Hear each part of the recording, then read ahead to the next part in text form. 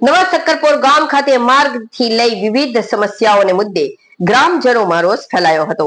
પંચાયતમાં વારંવાર રજૂઆત કરવા છતાં કોઈ પરિણામ ન આવતા ગ્રામજનોમાં ભારે રોષ ફેલાયો હતો. સજોદની બાજુમાં આવેલ નવા સક્કરપોર ભાઠા ગામ ખાતે 105 પરિવાર વસવાટ કરી રહ્યા છે. જૂના સક્કરપોર ગામ ખાતે નવા સક્કરપોર ગામમાં સુવિધાનો અભાવ હોવાનો આક્રોશ ફેલાયો છે. અંકલેશ્વર તાલુકાના જૂના સક્કરપોર ગામ નર્મદા નદીના પૂર અસરગ્રસ્ત હોવાથી સજોદ ગામ પાસે નવા સક્કરપોર ગામ ઉભું કરવામાં આવ્યું, જે ગામમાં હાલ 105 પરિવાર વસવાટ કરી રહ્યા છે.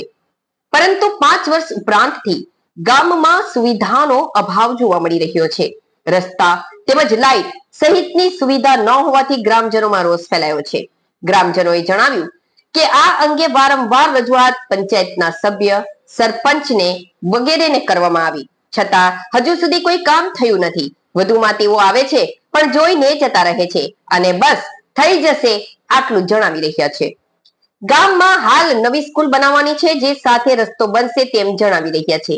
5 વર્ષ પૂર્વે રસ્તો બન્યો હતો, જે બાદ આજ સુધી બન્યો નથી. રોડ બાજુમાં પેવર બ્લોક સહિતની સુવિધા જ નથી. ચૂંટણી આવે ત્યારે જ બધા દેખાય છે, જે બાદ જોવા પણ મળતા નથી. જૂના સક્કરપોર ગામ કરતા નવા સક્કરપોર ગામમાં સુવિધાનો અભાવ વધુ જોવા મળી રહ્યો છે. અમારી એક જ માંગ છે કે ગામમાં સારા રસ્તા, બ્લોક, લાઇટ સહિતની સુવિધા કરવામાં આવે, એ જ એમની માંગ હતી. હિતેશભાઈ કલ્લાભાઈ સોલંકી, નવા સક્કરપોર ભાઠા. અમારે બ્લોકનું તકલીફ છે, નથી ક્વાર્ટર્સ આવી કે કશું અત્યારે 4 વર્ષથી કશું આવ્યું નથી. કેટલા સમયથી? 4 વર્ષથી આ કોને કોને રજૂઆત કરી છે બાબતે? અમે રજૂઆત કરેલી છે. કોને કોને કરી છે બાબતે હા, રજૂઆત સરપંચને કીધું, સભ્યને કીધું, કોઈ કરવા રાજી નથી. કેટલા લોકોને આવી ગયા હાલમાં તકલીફ પડતી હશે? બધાને, લગભગ આખા ગામવાળાને. શું માંગ છે તમારે? અમારી બ્લોક છે ને ક્વાર્ટર્સ છે. 5 વર્ષથી જે આપણા રાસિંગભાઈ કરી ગયા છે, એ પછી કોઈ કરવા આવ્યું નથી ને જોવા આવ્યું નથી. કોણ છે હાલનો સરપંચ? હે, હાલનો સરપંચ આકાશ. મારું નામ પટેલ તપન કુમાર છે. મેં નવા સક્કરપોર ભાઠા. અમારા ગામમાં કોઈ વિકાસ થયો નથી.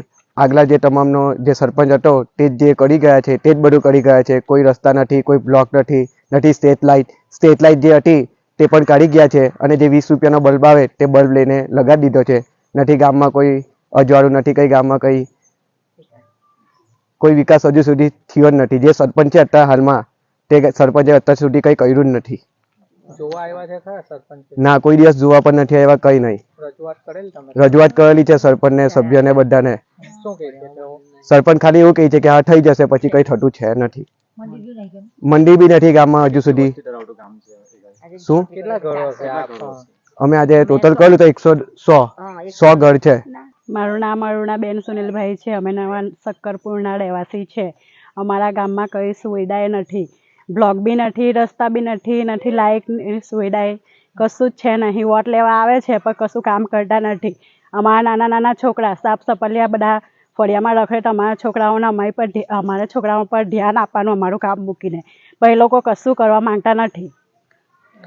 આવ્યા છે ખરા સરપંચ અહીંયા જોવા માટે? આવ્યા છે, જોવે કીએ બી છે એ લોકોને, પણ કશું કરતા નથી. હા આવશે એવું કહે છે એ લોકો. કેટલા સમયથી આવી પરિસ્થિતિ છે? બહુ પહેલાની સમય, આ ક્યારે 4 વર્ષ પહેલા રસ્તો બનાવી ગયેલા, પછી તે કશું રસ્તો છે નથી. આ નિશાળનું કામ ચાલુ થવાનું છે, તે એ લોકો એવું કે તમને રસ્તો કરી આપશું. તે ક્યારે કરી આપશે એ લોકો અમને રસ્તો? મારું નામ શોભાબેન છે. અમને નવા સક્કરપોર શું તકલીફ છે? અમને આ રસ્તો જોવે છે, પછી બ્લોક જોવે છે, બ્લોક બી નથી આવતા. અને ચૂંટણી આવે ત્યારે બધા આવી જાય કે વોટ આપો, એમ કંઈ કરતા તો છે નહીં. અમને રસ્તા જોવે છે અને મંદિર અને આ લાઇટ. અંધારામાં જાય છોકરા દુકાને, કેટલું અંધારું હોય તે બી લાઇટ તો હવે રાખી ને ગોળા ટીબી, એટલે લાઇટ. કેટલા સમયથી આવી પરિસ્થિતિ? આ લગભગ 4 વર્ષ. કોઈ રજૂઆત કરી છે આ બાબતે? બહુ રજૂઆત કરી, કશું આવતું નથી. રજૂઆત તો અમે ઘણી કરી. હવે બી આવડે આવીને ગયા ત્યાં બી કીધું અમને લાઇટ, ત્યારે લેમ્પ લાખી ગયા નાના ગોળા. રસ્તા જોવે જ છે અમને. રસ્તા બી નહીં, બ્લોક બી નહીં. હાફ ફોલિયા કેટલા નીકળે, છોકરા અડધી રાતે દુકાને જાય, કેટલું અંધારું. અમારા ગામમાં કઈ જ આવતું નથી.